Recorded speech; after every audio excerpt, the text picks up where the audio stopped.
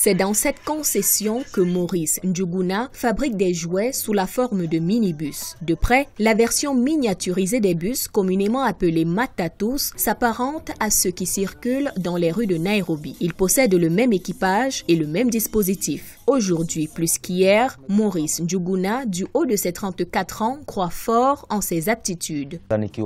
Tout a commencé lorsque j'étais encore enfant. J'allais au primaire. À chaque fois que je me rendais à l'école, j'observais les Matatus.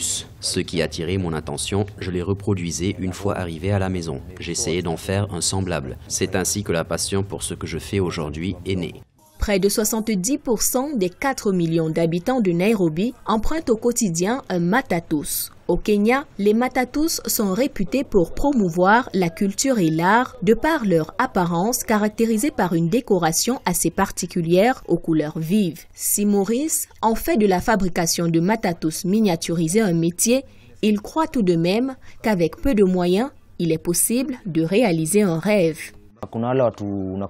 Plusieurs jeunes Kenyans sont diplômés. Selon moi, lorsqu'il vous est difficile de trouver un emploi, il faut faire recours à son ingéniosité. C'est ce qui nous permet d'avancer dans la vie. Vous n'avez pas besoin d'avoir de l'argent pour créer une entreprise. Moi, par exemple, je fabrique mes Matatus avec du matériel pris ça et là.